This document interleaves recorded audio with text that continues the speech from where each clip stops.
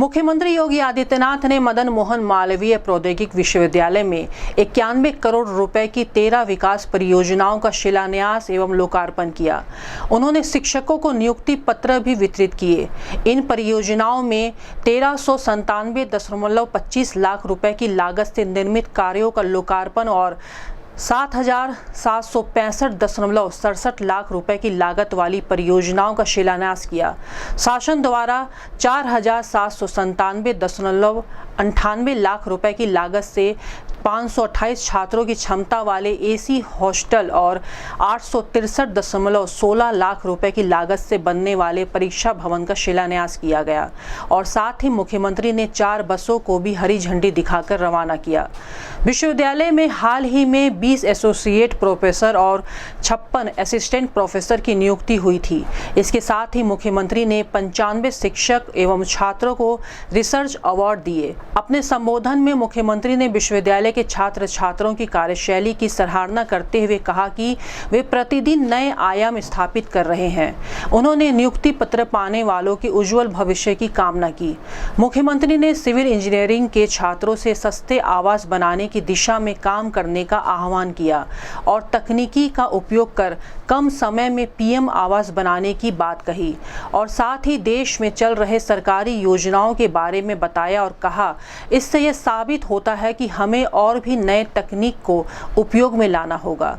इस अवसर पर सदर सांसद रवि किशन, महापौर डॉक्टर मंगलेश श्रीवास्तव, MMUT के कुलपति प्रोफेसर JP सैनी सहित अन्य गणमान्य लोग उपस्थित रहे। एक साथ विश्वविद्यालय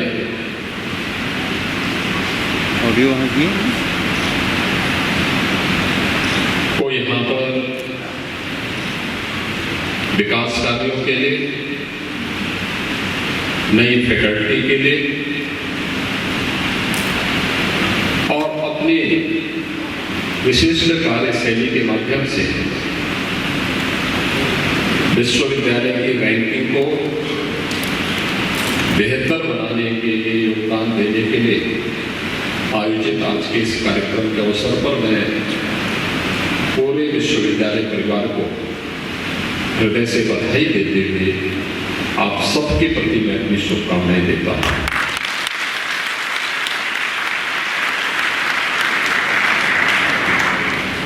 मेरे लिए प्रसन्नता का विषय है कि मदन मोहन मालवीय प्रौद्योगिकी विश्वविद्यालय यह अब सतत नहीं बल्कि समग्र विकास की परिकल्पना को लेकर के कार्य कर रहा है। मित्रों, जब हम विकास की अवधारणा की बात करते हैं तो भारतीय मनीषा ने पश्चिम की सस्टेनेबल डेवलपमेंट की बजाय यानी सतत विकास की बजाय एक समग्र विकास की परिकल्पना को सामने रखा। हमने जीवन के एक पक्ष को लेकर के काम नहीं किया। हमारा दृष्टिकोण समग्रता को लेकर के देखा और उस समग्रता का दर्शन आज यहां पर विश्वविद्यालय के अंदर नव निर्माण के कार्यक्रमों के लोकार्पण और शिलान्यास के इस कार्यक्रम के माध्यम से विश्वविद्यालय के लिए नव चयनित फैकल्टी मेंबर्स की नियुक्ति और शपथ ग्रहण समारोह के माध्यम से और अपने अपने विषय को लेकर के विश्वविद्यालय को बेहतर रैंकिंग प्रदान करने वाले उन शिक्षकों के सम्मान को लेकर के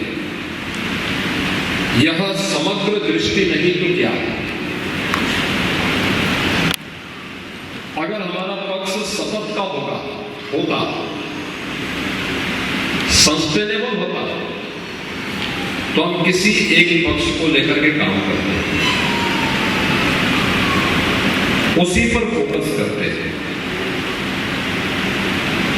लेकिन नहीं, ये भारतीय दृष्टि है कि हम समग्रता पर विश्वास करते हुए आगे बढ़ेंगे और आज उसका दर्शन इस विश्वविद्यालय के अवसर पर हो रहा है। मैं नवनियुक्त 76 शिक्षकों को, जिन्हें अभी यहाँ पर विश्वविद्यालय के कुलपति ने शपथ ग्रहण करवाया है, विश्वविद्यालय परिवार में शामिल होने के लिए मैं उनका हृदय से अभिनंदन करता हूँ। बस जो धैर्य के साथ इन चुनौतियों का सामना करता है वह निखरता है, और जो उससे पलायन करता है वह बिखरता है। और यह व्यक्ति के जीवन में भी और राष्ट्र के जीवन में भी यही अक्सर सही बैठता है। हम इस विश्वविद्यालय के, आप इस विश्वविद्यालय के यहाँ पे फैकल्टी मेंबर्स भी हैं, यहाँ के छात्र छात्राएं भी, शिक्षक हो या छात्र, सबकी अपने अपने क्षेत्र में अपनी जवाबदेही है और हमारा प्रयास होना चाहिए कुछ नयापन करने की, लीक से हट करके कुछ नयापन करने की। और ये हर एक क्षेत्र में संभावनाएं हैं। अगर आपको एक विशिष्ट स्थान प्राप्त करना है तो आपके लिए भी अवसर मौजूद होंगे। समाज की आज की आवश्यकता क्या है? आज पूरी दुनिया में आप सामान्य जीवन में भी इस बात को अनुभव करते होंगे। हम इस मदन मोहन मालवीय प्रौद्योगिकी विश्वविद्यालय के पार्ट बनेंगे। ये केवल एक विश्वविद्यालय नहीं है। विश्वविद्यालय अपने स्रोत से या फिर शासन के सहयोग से इसको संचालित कर रहा है। अगर यही निजी क्षेत्र में होता तो एक छात्र की फीस बहुत ज्यादा होती है, बहुत ज्यादा होती है। सामान्य छात्र उसको वहन करने में असमर्थ होता है, चुनौती होती उसके सामने। लेकिन शासन ने उसको एक व्यवस्था के साथ जोड़ा कि हर एक छात्र को अवसर मिल सके, वह आगे बढ़ सके। लेकिन क्या शासन में जुड़ा हुआ कोई व्यक्ति, वो मुख्यमंत्री हो या विभाग हो या शासन का कोई भी भाग हो, क्या वो अपने पास से पैसा देता है? नहीं। समाज के कंट्रीब्यूशन से, समाज का टैक्स पेयर जब पैसा देता है, सरकार उस रेवेन्यू को कलेक्ट करके फिर विकास के लिए एक बजट तैयार करती है और फिर अलग अलग विभागों को पैसा उपलब्ध कराती है। उन विभागों के माध्यम से, उन मंत्रालयों के माध्यम से संबंधित विभाग को पैसा जाता हो, फिर आपकी संस्था में भी पैसा जाता है। यानी अंततः समाज की स्थिति वही है जैसे इस जीवन चक्र का होता है। आप देखते होंगे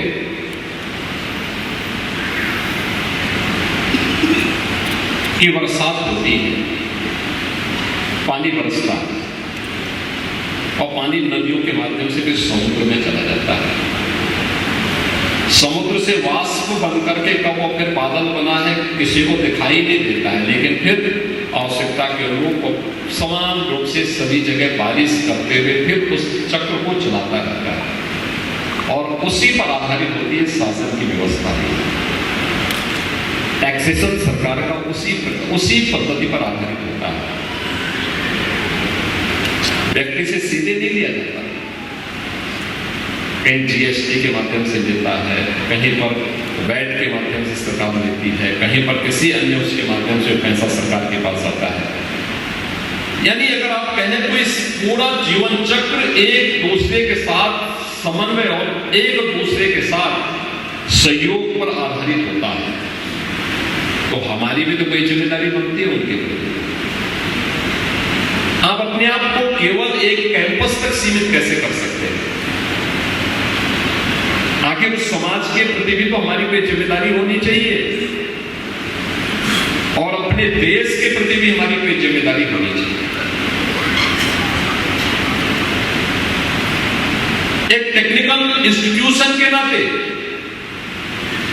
एक टेक्निकल यूनिवर्सिटी के नाते भी आपकी जिम्मेदारी होती है कि हम सस्ती तकनीक कैसे उन लोगों तक पहुंचा सके, और ये हर एक क्षेत्र में हो सकता है। आज की चुनौती क्या है? पर्यावरण की एक चुनौती है।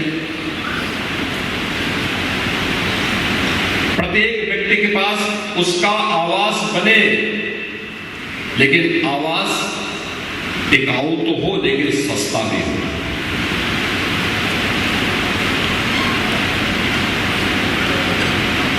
विकास के लिए कम्युनिकेशन बहुत महत्वपूर्ण साधन है।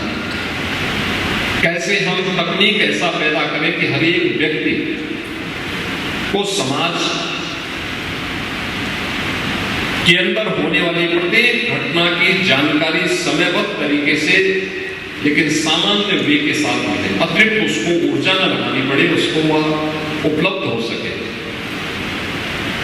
ऐसा कौन सी तकनीक अपनाई जा सकती है कि वह व्यक्ति अपने जीवन को बहुत सरलतापूर्ण, सहजतापूर्ण तरीके से अपनी न्यूनतम आवश्यकताओं की पूर्ति कर सके।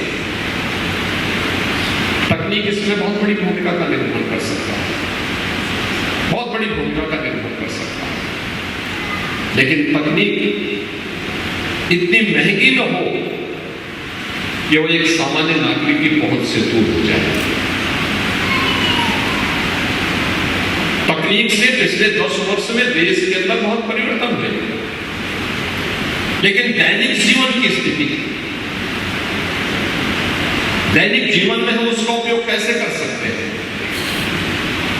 अब हर वर्ष हम लोग आवासीय व्यवस्था को के लिए, गरीबों के लिए प्रधानमंत्री आवास योजना या मुख्यमंत्री आवास की योजना निकालते हैं। सरकार का शेयर उसमें होता है, सरकार उसको ग्रामीण क्षेत्र में 1,20,000 रुपए देती है, नक्सल प्रभावित क्षेत्रों में 1,30,000 रुपए तक की राशि हम उसे प्रदान करते हैं। शौचालय के लिए अलग से 12,000 रुपए की राशि अतिरिक्त उपलब्ध करवाते हैं। वहां के नॉलेज और टेक्निकल पार्टनर के रूप में कार्य करने के लिए अपने आप को तैयार करना है।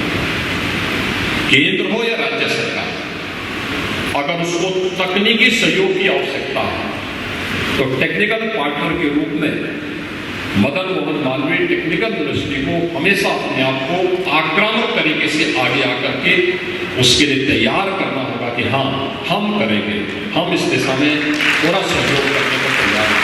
तो विश्वविद्यालय के पास अपने रिसोर्सेस भी बढ़ेंगे और विश्वविद्यालय को अपनी रैंकिंग को भी और सुधारने में मदद मिलेगी। मैं एक बार फिर से मदन मोहन मालवीय तकनीकी विश्वविद्यालय के कुलपति प्रोफेसर JP सेनी जी को, यहाँ के विश्वविद्यालय के सभी अधिकारियों को, यहाँ के सभी शिक्षकों को और सभी छात्रों को अपनी शुभकामनाएं देता हूँ। विश्वास करता हूँ कि यह विश्वविद्यालय अपने नाम के रूप, महामना की भावनाओं के रूप अपने आप को साबित करने में सफल होगा। आप सबके प्रति मेरी मंगल में शुभकामनाएं। धन्यवाद।